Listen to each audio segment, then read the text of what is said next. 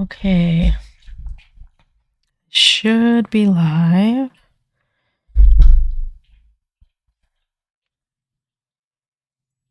Should be live. And the sound is good. Let me just close some things I have open. I need to close because I don't want to open something weird. Where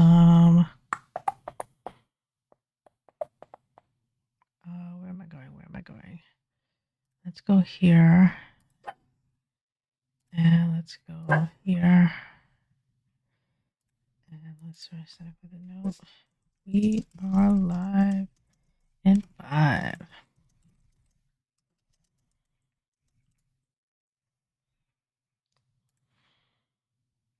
Okay, I think that's the link to the stream.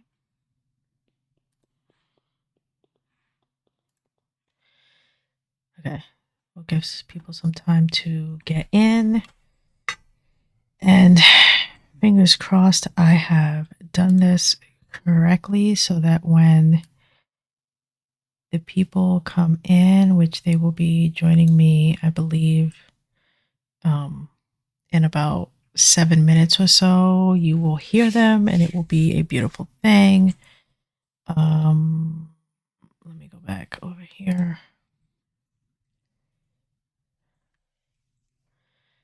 Giving people time to enter the room. So this is going to be a discussion, a panel discussion, just, about talking about serializing on Substack and how that's going specifically for the 3 guests who will be joining me. Will be joined by Essie Reed, by Hannah Delaney, and Bridget Riley. I'm so excited. Not only am I so excited, and I'm so sure that this is going to work this time, I didn't even do what I did last time, which is bringing them on and having them on with me and then going live, which I just realized right now is probably what I should have done. But I'm like 110% confident that the setup is going to work. So I didn't clearly didn't feel like I needed to do that. So here we are. Whoa, oh my God. One of my favorite people in the whole world just came in. I don't like to shout out anyone in the room in case they don't want to be shouted out, but I can see so many of my favorite people are here. Thank you all for being here. I realized that going live this way, I'm able to actually say I want to go live under this account instead of my own name under Tiff Team. So I thought that was pretty cool. Actually, if someone in the room can let me know, were you just pinged on the app or were you sent an email? Because I think I always check don't send an email just because I know that I will be sending you an email of the video on demand. So I don't want to annoy you with too many emails. And I know that I already sent an email early this morning for the people who like to submit recommendations. So if you receive the TIFF notification, then you receive a notification about me going live, and then you receive another one to get this. I feel like that's just so much. So I'm very mindful of when emails get sent. So if someone in the room can just quickly let me know that you did not receive an email, that you know that I'm live because like the app sent you a notification saying, hey, you're subscribed to Top and Fiction and TIFF Team just went live and we thought you'd like to know, that sort of thing. I assume that's what happened. Okay, someone is knocking to come in.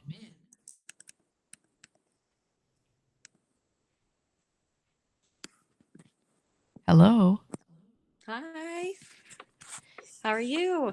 I am good. If people can just give a thumbs up that you just heard Bridget's lovely voice. Hello. They should be hearing you because it is bouncing pretty well. So Yay. That's I awesome. I want to change the view though, so that we're seeing all of our faces here. I can't remember. Oh, adjust view. Tiled, I think is what I want.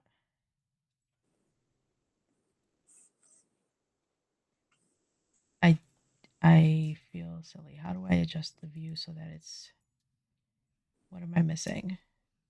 I did it last time where I had like all four of us. Why am I forgetting how to do this? Hold on. Um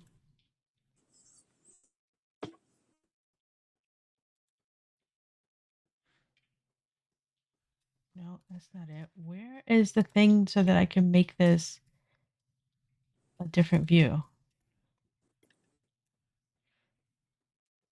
What am I missing? Oh, wait. Okay. Admit. Oh, wait, it's doing it. Okay, never mind. Maybe it needed more than one person. I'm here to help. Can you hear me? Hello. Am I audible? Hello. Let's see. Turn that down a little bit. I can hear you. Oh, good. Oh, good. Yeah, I'm assuming people in the chat can hear because no one has said we can't hear Bridget. Well, FYI, the chat is set to paid subscribers only. I tried Is to it? tell you, but Oh my god. I couldn't tell you. How is that even a thing? Oh my god. Okay, wait. There might be a setting that you can toggle. I don't know if you can do it while the live is happening, but Right. Oh my god. Wait. I don't even have paid for Top and Fiction. So how could it even I don't know. It might have just been the toggles on live streams are so frustrating because sometimes they just kind of set before you start. right? Like I don't even okay, wait. That is so wild because I don't even have a paid option on this channel to even know Yeah. if it's not one thing, it's another. Okay. If it makes you feel better, I could hear Bridget before I turned Before on you my came on. So yeah. that's where So I think we're good. okay, it does, but I want people to be able to chat in the because when I did it, I put this video is for everyone. I honestly guys, I'm so sorry if you're not able to chat because you can't even become a paid subscriber. Like if you wanted to try to be like, let me become a paid subscriber so I could chat, like you can't cuz I intentionally said I okay. I'm sorry everyone. I'm just like that's wild. Okay. I'm sending a note to Substack to say, how is this even a thing? Yeah.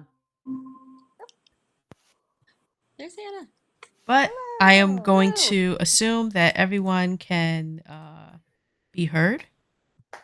Yeah, can you hear me?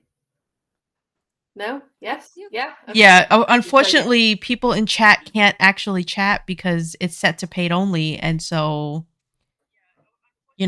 I feel horrible. I would go out and come back in, but I honestly don't know how I would turn that feature off because I just did a test and there's nothing there that says set it to paid only people. So, um, Oh, So according to my parents, we're audible. They're watching right okay, now. great. Aw. I mean, that's what's most Um, important is that we can all be heard this time, and that I figured out that kerfluffle from last time. So, everyone, just sit back, relax, enjoy the casual conversation.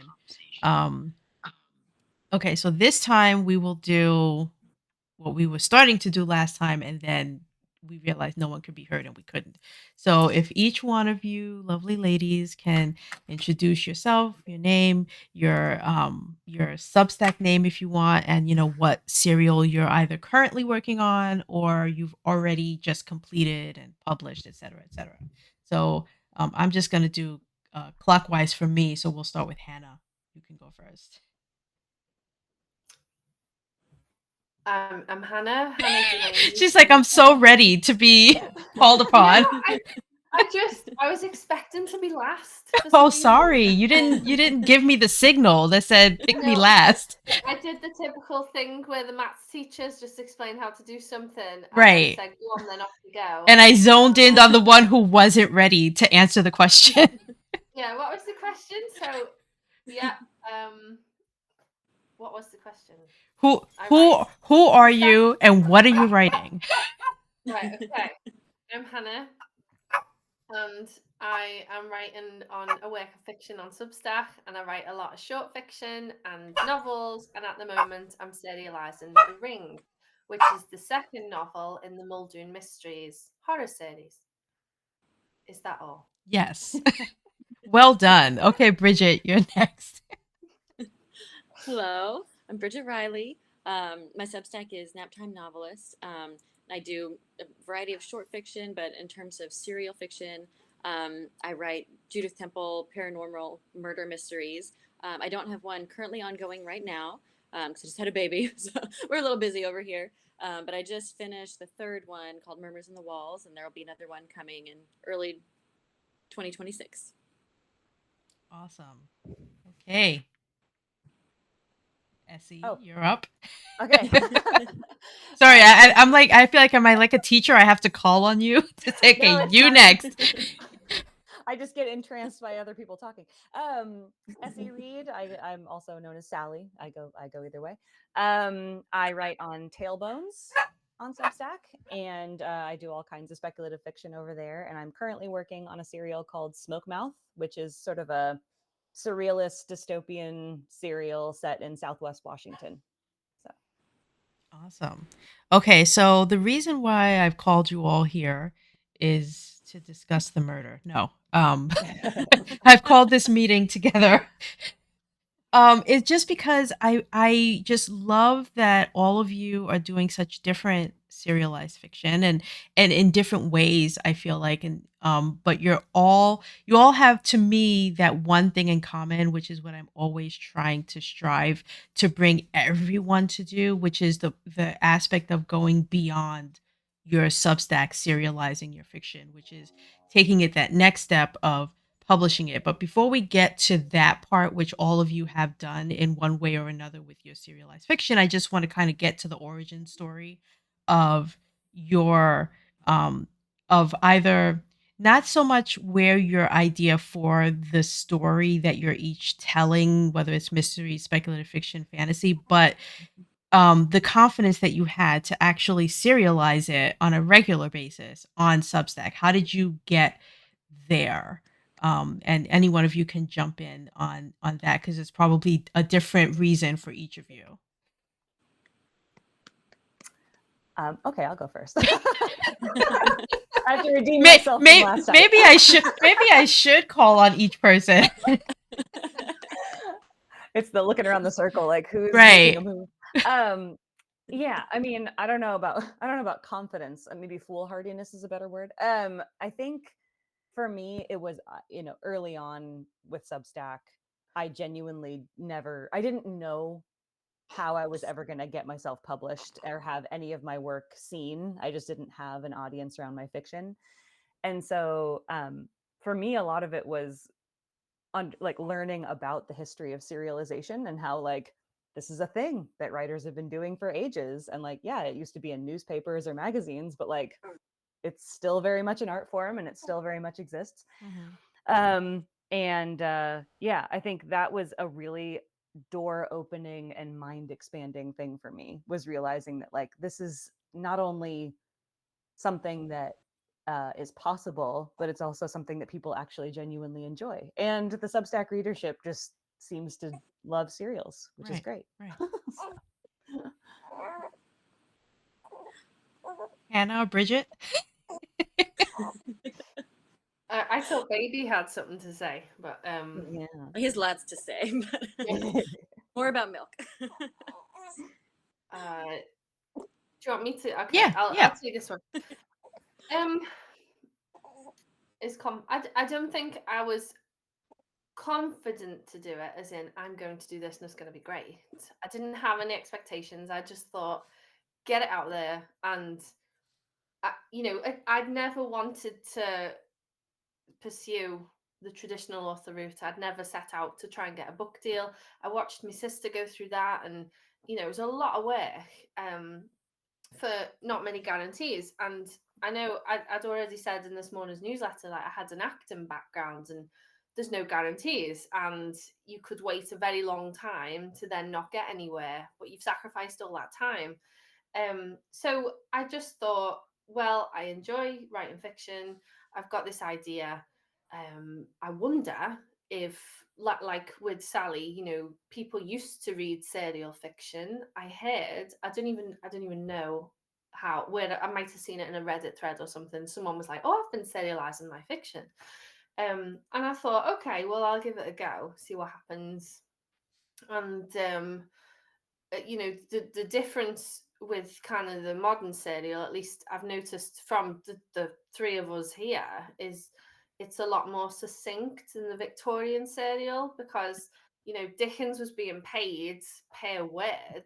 So why have a 5-word sentence when you can have 15 words in a sentence? So it's a very different approach. But I don't know, it's just been a clever way of finding a way for people to enjoy fiction while also dealing with this modern trend of, short attention spans and a lot of demand on people's attention. Mhm, So, it felt like an idea that I was able to act out at a time when there was interest in that. mhm. And It's baby? interesting you mentioned oh, what was that? And the Sorry. baby's answer? No, I'm just His answer was to spit up all over me. So okay. Oh, he's We're just being um, real. yeah, I'm covered in spit up right now. Yeah, real story. Um, but yeah, Hannah, it's interesting you mentioned acting, because I think Sally, you've mentioned that you were in theater as well, and I also was. So maybe that has Oh, something to do wow. with it. More Ah. things in common than you realize. I yeah. know. um, but for me, I'd been writing for basically my whole life, and I knew that was something I was always going to want to do, at least as a hobby. And then after I had my third baby, I was, you know, spending a lot of time nursing a baby, and so I happened to find Substack around that time and found other people who were serializing fiction, including Sally. You were on there around that time. I think you had just finished or just started Gold Green, um, and I was like, oh, people are doing this for real. And then I think I found Sarah Dietz's Substack where she was serializing Remembrance, and I was like, Yeah. wait, she's a mom and she's serializing fiction. I'm a mom and I could also do that. And I'd had this idea for Judith Temple kind of like bubbling in the background, just kind of simmering. And so after a while, once I felt like I kind of understood how Substack worked, and I had started publishing short stories on there, I decided to strike out and try serializing. And I loved it and have been doing it since then. Great. So, one of my questions that I have, which I know this is sort of a question that I think a lot of people who are wondering if they should or shouldn't serialize, where do you fall on the spectrum of finish the book, then serialize it, or release the chapters and finish the book as you go? Like you don't have to have it finished. Did all where do all of you fall on that? Did because I don't think I know actually the answer. So did you have the ring finished and then you started releasing it? Or were you writing each chapter week to week? Did you have 10 ready to go so that you could give yourself a buffer? I know some people like to buffer. So they'll say, I got 20 chapters, so I think now I'm comfortable. I'm going to do a weekly schedule and, so I'll always be ahead. And before you know it, you're not ahead because you think, well, I'm ahead by 10 weeks, so I could give myself 2 weeks and no one's going to No. know. And then you wake up and you're like, oh my God, I don't have a buffer anymore. I have to keep writing. No, the buffer's like the wick of a candle. You can't, it's not like, oh, I've got a bit of time, I'm just going to sit back now. It's like, I've got a bit of time, quick, get it written, Right. you So know. so were you writing week to week or did you have it written already? Yeah, week to week. I knew how it was going to go. Like I Right. had the idea in my head. It was just I needed that pressure. I was gonna say to some people like the pressure. I They needed don't the you don't pressure. want to sit back and be like, well, if I'm gonna release it when it's done, then I could take as long as I need. Because Yeah, I'll just take forever and then when it's done, I'll release it. Or some people are like, well, okay, I released this today. I'm gonna release it again next Monday. I've gotta write it. I only have 3 days yeah. and then 3 days to edit and then, you know. So It was yeah. Oh, sorry. It was something that Scoot said what feels like a long, long time ago in the writing competition that we did. He actually said, "Will this pressure produce diamonds?" or something to that extent. And that's always stuck with me because that's exactly what it's like. You can only do your best work because you don't have time to mess around. Mhm. So it's a lot of pressure, but I think it forces you to cut things out, not even bother with things, make it as exactly on the spot as you need to. I think that really helps. Sally, what do you do? Yeah, I would agree. I'm the same. I'm an adrenaline writer, which is not good. I've always Mhm. been, even in school, I was an adrenaline writer, which was not good. But in this case, yeah, I think having that extra pressure, and I would even say like the accountability of knowing that you've made a promise to your readers that you're going to do this, and even if they're not sitting by the computer waiting for a chapter, it's part of that trust relationship that it's like I said I was going to do this and I'm going to do it. Mhm. And I find that really inspiring. Like for some reason my brain really likes that feeling. Now there have been some days when you're halfway through the day and you have kind of a first draft of your chapter and you're going, "Oh, this is bad. This Right. is we're getting down to the wire here. I don't know what we're going to do." Um but even those experiences are good for you, I think. Mhm. I love the idea of having a buffer, but I think I would tinker too much. If I had too much written ahead of time, I would spend too much time obsessing. Mhm. I kind of just need to write it and then send it out. Bridget, Yeah, never. I'll get back to you. I want you to answer this too, but Sally, I want to quickly jump off of that for a second because I think for you specifically, you feel a great uh sense of um need to tell your community when you're not ready or when something is not ready. And so I Mm. always see when you'll send that message and say, "Hey guys, like I can't, like It ain't and happening. it'll come tomorrow, or I need a couple days, I need to marinate." And just recently you actually stopped something you were Mm, writing because of what was happening with the storms and everything in Texas.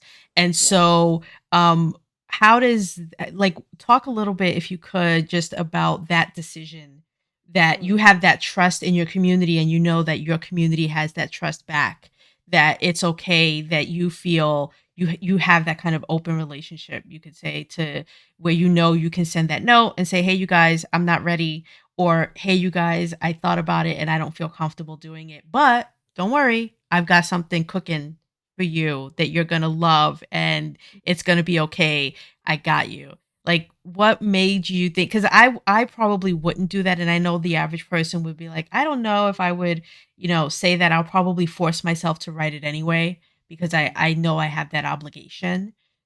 Right. So for you I feel like you have an obligation and but you also have this sense of community where you feel safe to say, "I'm not ready," and know that the community is going to be like, "That's cool. We Yeah. understand." I like to call it my goodwill bucket. I think we all have a goodwill bucket, right? And you fill it with things over the course of time with like, good stuff, and you make sure that you're kind of building that relationship so that if you have to make a withdrawal from your goodwill bucket every so often and be like, "Hey, I'm going to need your extra patience or your extra trust or your extra whatever in this case." And kind of take the hit a little bit with like potentially disappointing people. I think it's about balance in that, right? Making sure you find a balance where you're not constantly doing that because you eventually run out of goodwill, right? If I was canceling a serial every single time I started one, I got a few episodes in and was like, I changed my mind. I don't want to do this. I want to do something else. That would potentially ruffle some feathers and people would rightly start to go, "I'm tired of investing in this person's fiction." Mhm. Like, why would I want to do that? um, but I take the storytelling very seriously, and I know I hate it. Like, I can't tell you, I won't go off on this because we don't have the time, but I can't tell you the number of times I've started like a Netflix series and fallen in love with it and only to find out that after season one it's been canceled. Right, then Netflix was like, "Well, we are going to release 8 brand new serials and not finish Yeah, that one that the fan base wasn't big enough, exactly. so we're not gonna even entertain it." Yep. Right. So that's I take that very, Yeah. I know what that feels like, and so I try not to do the same thing. Mhm. But also, my readers are extremely gracious with me and extremely patient, and I find as long as I'm communicating, Right. they seem to appreciate that. And it's okay to communicate, because I know there are people who will say, well, I don't want to send that email. Like I'm sending, how many emails should I send? Which I'll get into with you guys in a bit, because I have that question as well. But I know, like for me as well, like I was talking this earlier before you guys came on, I said, I hope you didn't get an email notification that we were going live, because I already sent an email this morning. I plan on sending this one later. And so I don't want that you got 3 emails today from Top and Fiction, because that's like a lot to get in one day. And so I'm always, cognizant of that. But I also, it's good to let, the listeners and the viewers know that it's okay if you're sending an email that's just a note saying you're expecting something from me today, or you will be tomorrow. It's not ready. It's okay. I'm gonna send it in a couple days. Like that. Sometimes your community appreciates that, and it's okay to send that, and don't think that you're wasting someone's time, or like you don't think that that's important enough to just send an email that's just a few paragraphs saying this is why you're not getting it. You're gonna get it later. So, I just wanted to, that's why I wanted Sally for you to kind of explain that, to let people know it's okay. Like, it's an email. It's not the end of the world. It's not a crushing situation to send No. that. And the worst they can do is ignore it. Like, I Right. mean, they don't Right. have to open it if they don't want to And we either. all So know we're opening Sally's email, so no one's ignoring an email she sends. We're opening it, we're reading it cover to cover. that's good to know. Okay, so Bridget, which do you do? Do you have plenty like Judith Temple novels finished and you're just releasing them, or are you doing week to week? Because as a mom, you probably, I wouldn't be surprised if you said you had a buffer, but do you, or are you on the cusp of staying up late at night typing? Staying up late, getting up early, Okay. everything. Yeah. Yeah, Yeah. no, I thought I would be the type to want it finished before I started publishing it. And then as I got closer to starting the Judith Temple stories, I was like, maybe if I just have a buffer, I'll Hmm. be fine. Yeah. And then very quickly, I was like, nope, this is week to week. And I mean, I have an outline. Right. I'm definitely an outliner. I know the arc of the whole story. I know the arc of each episode before I start, like anything, before I even publish the first chapter. I know what I'm going to have in each episode. Although I might, depending on how things go, or just like kind of the sense I'm getting from readers, if like something needs a little bit more time, or just my own instincts for the story, if I think that I need to switch up, exactly when things happen in the order of the story, I might like make one episode longer, or I might like switch the order in which I'm doing 2 of them, or something like that. So things aren't like completely set in stone, but I definitely know where each episode is going before I start serializing anything. Mhm. But then from that point, yeah, it's week by week. Right.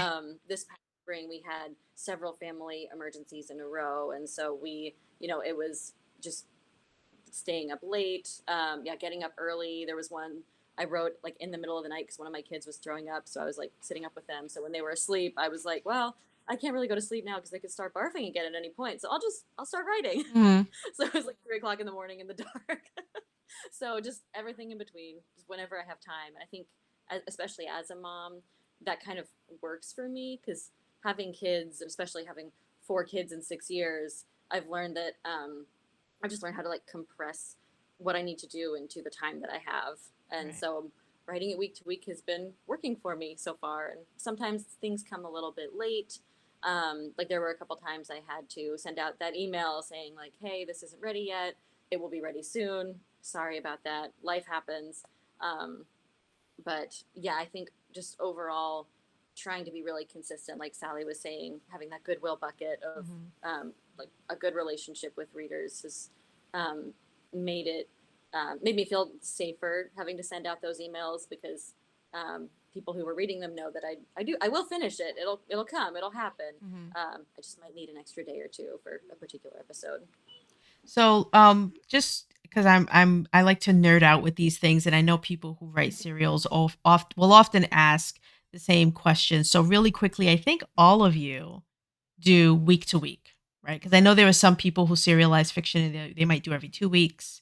But I just want to really quickly every week. I think that to me is the best thing to do. I don't want to discourage people and say if you can't do it week to week, you shouldn't be serializing. But I think just to keep interest, and to keep people from sort of forgetting, especially if they're reading all three of your serials, you know, that you want to make sure that they don't forget what happened last week. Sort of treating it like a televised show where you're going to get something every week. And so I think my next question, which I know a lot of people will often ask, is how long is too long? So here's the how long is too long segment of serials. Um, for each of you, do you feel like 1,000 is too short, 5,000 is too long? I don't want Sally to answer first because I actually know the answer for her because I in the beginning in the early days Because I before I won't shut up about it. no, well, because before I started, before I got the courage to DM you, Sally, I will say I was stalking you a bit, and I was following exactly what your word count was week to week because I was curious and I wanted to know. So I know how long your chapters tend to be. So I want Hannah, you can answer first, and then Bridget, like what do you feel? Are you trying to aim for a certain word count? Do you not care? Like, how do you manage that? It's usually between, well, unless it depends on what the episode is. So a normal chapter is between 1,500 and 2,500 words. Okay. Anything bigger than that, I just think don't, because then too much can happen in the chapter, or I can find myself writing too much about things and nothing really happens. Mhm. So, the shortest ones, I think there have been shorter ones, certainly in the ring, because I've got a few chapters that are written in present tense, and that's just to kind of take the camera away to show them something that's going on in the background away from the main characters, and that's about 1,000 words, if that. But that's just a new stylistic thing I've started doing. But the other two, it was about 1,500 to 2,500 words. Very rarely going over that unless it was something that was really important, like a climax or a huge twist. Mhm. That's generally where I reign. Yep. Bridget? For me, I think it's similar for me. I would say my average, gosh, I don't even necessarily like count the words. I kind of just go by feel a lot of the time. But I think Mhm. most of the time it's between like 1,500, 2,000 to around like 3,000 words. And again, like Hannah said, there's some that go a little longer, especially if it's the climax or something like that. And then there's some that go a little bit shorter. But I think that's about my average. So it's enough to be, you know, long enough to be meaty, like a good meaty story, good section of the story. But it's not so long that people kind of lose interest or get bored. Um, Hopefully not. Anyway. Yep. All right, Sally, go ahead. You're up. Let's see if you fib or if you tell the truth. What Oh what gosh. what is the average length of your episodes? Would you Good. say? Okay, I would say the average, if we're going there, we're gonna look at all of my serials Oh, and figure out. now she's gonna say, "Oh, then I could really give a lower number if I wanted to." I know. I'm here. Okay, to be fair, I would say the serial that got a little out of hand Hmm. to the point where my mom even was like, "Wow, it says it's going to be a 25-minute read for this Right. chapter," and I was like, "You know Because what, it's Mom? about I had enough." 6,000 because it's about 6,000 or 7,000 words. Yeah, Freelance and Fishmaids got a little intense. Mhm. Both seasons actually got a little intense. I think partially it was because I didn't realize I was laboring under the false assumption that I was writing a novella when it wanted to be a novel, and I didn't know that. So yeah, Freelance and Fishmaids had I was packing a lot into Mhm. each chapter, So good and though. well, thank you. I hope so because I realized that I'm sure I lost some people with that one because I know not everyone loves reading on a Well, screen. okay, So so let's talk about that for a bit, Sally, because there's something interesting about Bridget and Hannah's serials specifically that I want to get into, but I just want to talk about this briefly with yours. And it comes again to community and trust. I think by the time you got to Fishmaids that it was okay. And I think you knew in your heart of hearts that it was okay if you mm, doubled the length because you had such a community. that while in the early days, sure, your chapters were 3, maybe pushing it almost to 4,000 per, but when you got to this point, you were like, "You know what? They want more, I'm gonna give them more, and it's okay if I do." And so, yeah, they were, Sure. 7,000, they were a little bit more, but do you think subconsciously or even actually you knew it was okay and that you didn't have to pare it down? You didn't have to send an email saying it's not ready because you could have said it's not ready yet, guys, realizing it's 7,000 words and saying, "Could I could I cut 2,000 words and not send this, or should I just send this?" Did you have that sense of, you know what? I'm gonna send it and they're gonna love it and it's gonna be okay. And I'm just gonna keep if it ends up being 7,000, I'm just gonna roll with it and do it because the community is there and I know that they are. Yeah, yeah. I think by the time I got to Freelance and Fish Maids, I had already written about Carolyn and the captain a couple of times, and I'd gotten some good responses, and so I knew that at least there was a little bit of an audience already who was excited to learn more about Mhm. Carolyn and learn more about the captains. That was good. So yeah, I think in the first season, I think I was a little bit more moderate, especially the first couple of episodes are a little shorter. They're closer to like maybe 3,000 words or a little less. Mhm. And then we got near the middle when I realized I had a lot of story I was still trying to catch up on. Um, yeah, it started getting upward of, I don't know that I ever got to 7,000. I think I got over, did I get over 6 at one point? Maybe, Mm. maybe. I'm gonna have to go back to my records because I think there's one But or yeah, two that are over 7. well, and I think I not to give myself an excuse. I do think that the key word there is always pacing, right? And so as long as the pacing is fine, I would read through it, and there were things I cut because I was like, this is just dragging us down here. I need to keep this moving. So what you're saying Um, is there are a lot of deleted scenes that we could get later.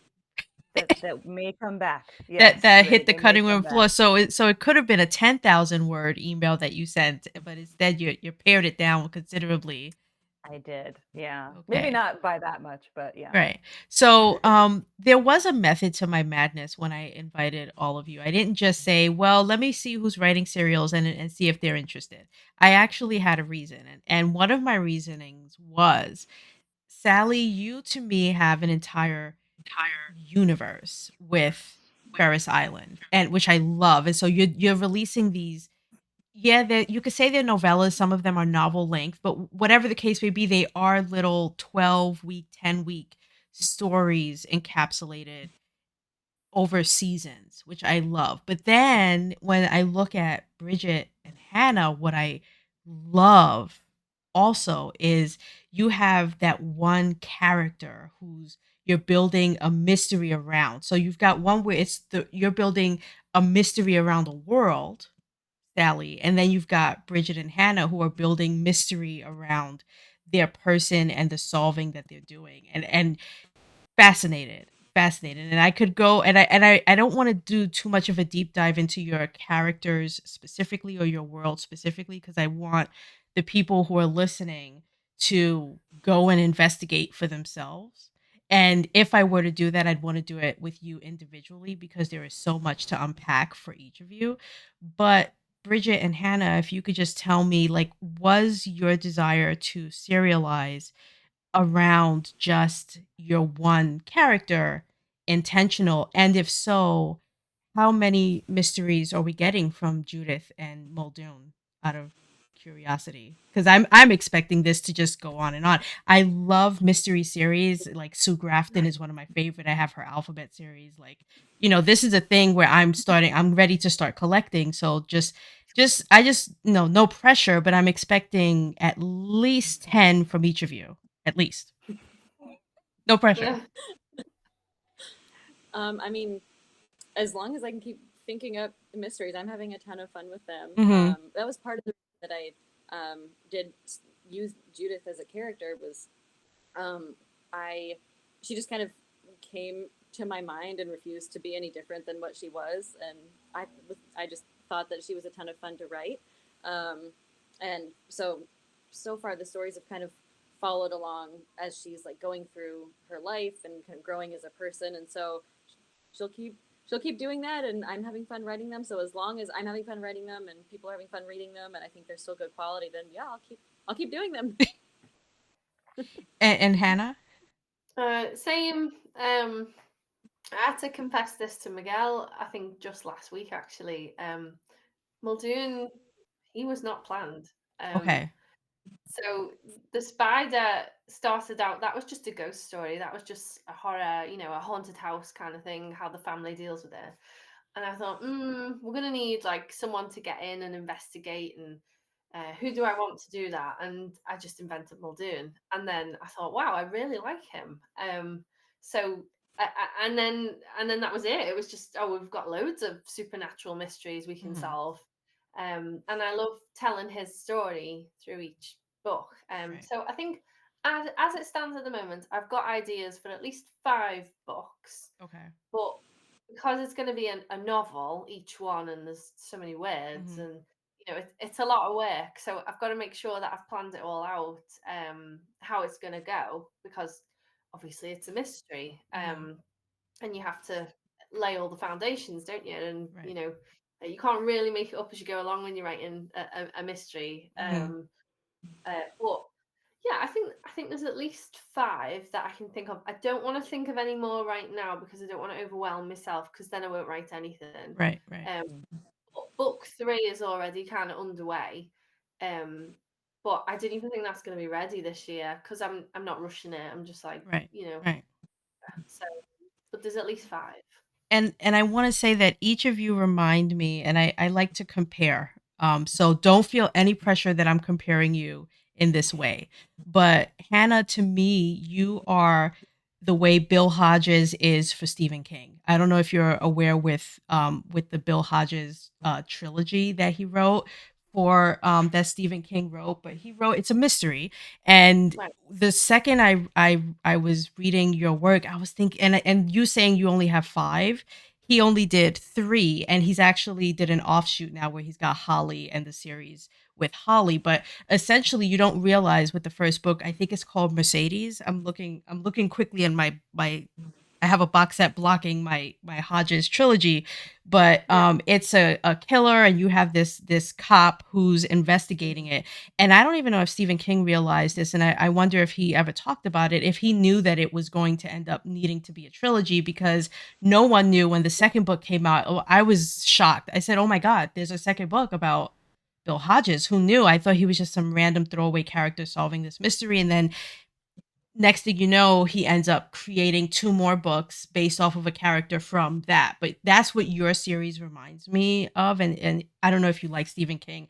I'm not a huge fan of Stephen King. I will be the first one to say it, but Yeah. he's an amazing writer. And so I will admit fully that when I read a Stephen King book, I finish it. Unfortunately, I'm not a fan of his, but he does have good work. So your series reminds me of that. At Sally, you, and I don't know why I put you on the pedestal with Terry Pratchett, but I do. He's Oh got wow. Discworld. I'll You take that one. you Yeah. remind me of a Thanks. cross between like a Discworld, and this makes absolutely no sense, but my Redwall series. I don't know Oh. why, but the world and the way that it feels, like that's where I put Ferris Island. And then Oh wow. Thank Bridget, you. you are on par with me for like a Sue Grafton or Janet Ivanovich with her series of with one is numbers and one is alphabets. I don't know why, but that's where I on my pillars, my mountain. It's like that's where you guys are with the series and the world and the work that you're doing. Where they're specific to like either one character, and like Sally, yours is to an entire world. And so I wonder, and I want to ask again. I want to go back to Bridget and Hannah on this. Are you cool with just having like you got one? Are you? Do you prefer that you got one character? That is what the story is around. They're going to be solving the mystery. The story is told through their perspective. Or would you ever feel like you wanted to try something new and different and not pigeonhole? I don't like to use the word pigeonhole because you're not really pigeonholed. You're kind of like I'm writing and I'm going to write what I love, and you don't have to always write Judith Temple. You don't have to always write Muldoon. You can really write whatever you want, but if you're comfortable there, like is that cool, or are you thinking of changing up at any point? I mean, um, Do you mean with another a different series? Yeah, like if Oh, you like I know you write other short fiction, like sure, but whenever you think about serializing, you're probably always going to think, well, I'm going to serialize another Muldoon story. yeah. I mean, probably because I just think that genre kind of lends itself to that. Mhm.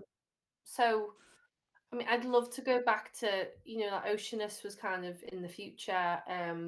There's a whole universe planned around that. Mhm. Uh, but at the moment, I'm just working on Muldoon. But there is, and I did think about there's a fantasy novel coming up as well. It's more like it's a novel that frames those fairy tales that I've been writing. That's probably not going to be serialized because all of the short stories that have will feature in it have been shared. Do you know what I mean? Mhm. So that would free me up to then just maybe stick to Muldoon for a while. So yeah, I just think I will write other things, but I might not necessarily share them as a serial. I think maybe Muldoon just because because it lends itself to that, and because he wouldn't exist if I didn't write serials. Then maybe I should stick with him. Yeah. I'm not completely sure. I love writing. Just really like getting kind of like into a deep perspective with different characters. And even within the Judith Temple stories, sometimes one episode will be from a different character's perspective. They're usually like one or two episodes per season that just kind of drop you into somebody else's head. And I do love doing that. But I've been thinking about maybe doing a short serial, so not the same length as the Judith Temple stories, but doing a shorter serial that's completely unrelated, different genre, different characters, just for fun. So I'm definitely open to it, but I think, um, yeah, I think it'll just be based on, um, like the Judith Temple stories will still kind of be the framework that, Mhm. it's like, okay, well, I'm doing a Judith Temple story, in the spring, in the fall, or something like that. And I might do something else in between, but Judith Temple's probably still going to be the main, like, home that I come back to. Yeah. Hmm. And with Sally, I know you do outside of Ferris Island stuff, and then you do stuff that's inside Ferris Island a lot. But I wonder if you could talk a little bit about the fact that you always, and I don't know if this is intentional or if you like to put yourself in this box where you will say right off the jump when you introduce us, that you're going to do a serial, you'll say, and it's 12 weeks done. And I'm always like, how does she know that? Like is she is like regardless of whether the chapter is going to be every week 7,000 or 3,000, you're saying to yourself, this is a 12-week story. You're good for the next 12 weeks. Here you go. And if you're writing it week to week, like are you boxing yourself in and saying you better tell this whole story in 12 weeks cuz there ain't no extra time here. Like how are you forcing yourself into that box of saying it's 12 weeks and like that's it? It's a conversation with my future self, that's for sure. I think, yeah. So when Like I why not 15? Why not 20? Why not Well, the reason mainly is because I like to write in these 3-month seasonal blocks. And okay. so I give myself that. And now, to be a little sneaky thing, is I will allow myself a buffer of an extra week for an epilogue if I feel like I need one more Mhm. chapter to kind of wrap everything up. But for the most part, I've been able to stick with the 12-week schedule. And it's partially because of the way I plot things. I've figured out how many buckets Mm. a story needs to fit in for this particular, like, again, not broadly as like this is how a story should look, but just for myself when I'm serializing, I can usually split a story into 12 buckets and feel pretty confident about covering an entire plot in that amount of time. Mm. Um, Now, that does mean some things are going to be left out. That does mean that I'll have to go through and think like, I'd love to take it down that little subplot or do this little thing, but I can't. I don't have the time or the space to do it. So, um, yeah, it's a bit of a leap off the cliff Right. to just declare it up front. But I do also find that if I say it up front, then I'm much more likely to do it rather than just like carrying on and on and on Mhm. without knowing how it's going to end. So So I'd love to spend the last like 15 to 20 minutes or so of this just talking about now the decision that you all made to now self-publish your serial. Because this was all we were all talking about how you're writing it, you're releasing it week to week, you're deciding on the lengths.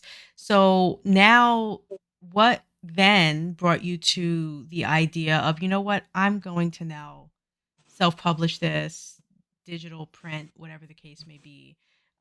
Like what was that journey like for you to make that decision? And I will use the word confidence again because I think that's a very bold, confident choice to make. To say, now I'm going to self-publish this. Uh, I'm just gonna go first because I think I went first, but Oh, but excuse the publishing, if we're being technical, yes. yeah, I think I went first. Yes. And we all just kind of, but the plan was always to publish, Okay. and the serial, doing it as a serial was not just me proving to myself that I could write a book, because ultimately, what's a better challenge to write a book than to write it live? Mhm. Um, that was me proving to myself you can write a book, but also it was a way of touching the water and seeing if there was an audience there for that book. Um, and then when there was, I just thought, okay, well, I'll do the research, I'll look into self-publishing, and that is the plan. And I think I was planning to release Oceanus for months before the serial ended, Okay. the plan was always, I'm going to get this done and then it's getting published. Mhm. And it was Michelle Bardsley who taught me to think about the different ecosystems. She said, well, the ecosystem on Substack is very different to the ecosystem on Amazon or, any ebook platforms or bookshops, whatever. So always think of, the different branches. It's not just one route. Right. Right. So yeah, I just thought, well, if people like it, then yeah, that's going to be a book, and write it like it's going to be a book. Do you know what I mean? Yeah. Not like when Sally just said, some of them just never end. You just keep it going and keeping it going and keep it going. Right. But that's because you don't plan on it being a book, So plan on it being a book, and then Right. you'll just write your best. Yeah. Um, for me, I think I just always wanted to write, and I mean, ideally, have my work published. Um, and I submitted. I'd had a couple stories published in like small literary magazines. I'd written longer works and done query letters and things like that. And I didn't love the industry-ness of it. Not that I'm totally against traditional publishing, still open to it, but I didn't think that was the right fit for Judith Temple. Those stories just didn't seem like they would necessarily silo into like the categories that tend to be used in traditional publishing. But I didn't want to change it because I love Judith and her story so much. So um, I did the edits that I thought needed to be done, but just eventually decided that um, a better way to just make Judith available um, was Mhm. through self-publishing, um, and I learned a lot through that process about how much I didn't know about self-publishing, and I'm sure that'll continue to happen. But Mhm. yeah, yeah, and I'm similar to Hannah in that the point was always to publish. Although I will say not all of my serials are like ready right out the gate. I think Ivy and Ixos, the reason it's the first one that I published as like a cohesive novella is because like I felt pretty confident after it was over that I was like, there's not a whole lot I'm going to change about this story now that it's done. I feel good about it. It was my first one. I like that. But there's, a few that I've done that I'm like, this is going to need some revision before I'm going to feel happy with publishing it. But Mhm. again, yeah, the goal for me has always been to see my work in print. And I don't know if it's just because I think that's cool or if it's also just because that's part of the business of it. But I mean, writing is my job. And I know that's, similar for Hannah. That's the way you feel about it too. It's like this is what I do. So I want to do it as professionally as I can. And having it in ebook and paperback just seems like a logical step. So Mhm. Yeah, it's fun to be able to play in the playground of serialization first, Right. to be able to just throw it out there and be like, who is the audience for this? I don't even know yet. I'm just curious, like, who likes this? And then when it's over, be like, okay, well, hopefully those same people would love to have a copy of it on their shelf. Right. So, And Awesome. sure enough, they do. and they So, do. It's Yeah. great. I mean, I'm here waiting for the next one. Like you haven't even released Ivy yet, and I'm like, well, where's the next one? Well, the shell's coming out in fall, so you can be Exactly. excited for that. So I want to thank all of you for trusting in me to come back on to get it right this the second time. I want to thank everyone in the chat. And I want to just emphasize I apologize that it for some reason you could not chat because it said paid only. This will be going out as an email, this video on demand. And in that email, you will be able to leave comments. Please do leave any comments that you wanted to leave during the chat and you couldn't. The comments will be open, I promise. But thank you all for being here. And so before we sign off, I do want to go around the room and ask everyone what and when we can expect the next one. I think some of you may have answered that already. But if you could just remind everyone, I think Hannah, you said maybe next year you're working on the next Muldoon. yeah, I mean, I've just published 3 novels in I mean, what, I'm like, not trying to rush you or anything, but only 3. I mean, I mean, next month it'll be 3 novels in a year. So I think Wow. I I think you could thought, take a break, yeah. So Well deserved. but just a small one. Don't take too long, okay? I just want to be able to kind of tap away at it and enjoy it a bit more before the fire, starts. So, and also I'm still trying to market The Ring, so Right, that serial right. isn't even finished yet. I mean, I've finished the book, I've released the book, but I decided to do it differently this time and keep the serial running. So I'm just enjoying that for now, and maybe at the end of the year I might start it. We'll see. Okay. We'll see. Bridget? So I just finishing up the third Judith Temple mystery in June or July, right before baby came. I knew I needed to take a little bit of a mental break and also just adjust to having 4 kids now. So taking a bit of a break. I'm going to start easing back into publishing short stories again, starting in September. I don't know that the next Judith Temple story will be ready until probably 2026, maybe like in the spring is when I'll start doing another one. But in between times, in addition to doing short stories and possibly an unrelated serial, I'm going to start working on getting the second Judith Temple story, Beasts of the Field, into paperback and ebook form. So I'll start that Right, right. process. Yeah.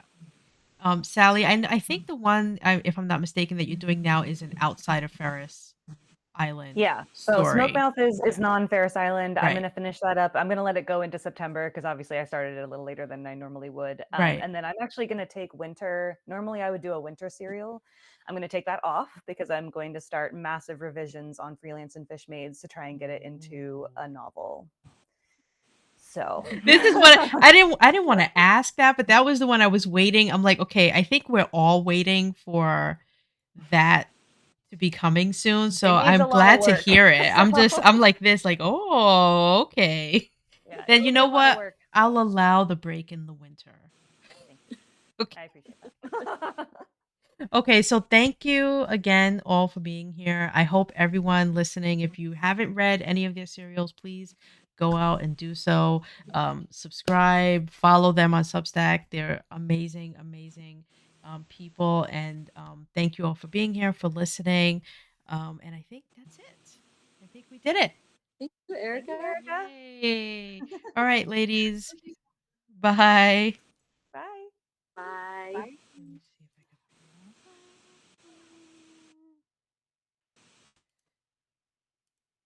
How does one end the call? Okay, so that was it. Thank you all again. You'll be getting this email fairly soon. Give me about an hour or two because I need Substack to let me know that the video is ready. So once I get the email that the video is ready, I'll plop it in and I will shoot that out as a TIFF disruption. Thank you all for being here, and catch you next time.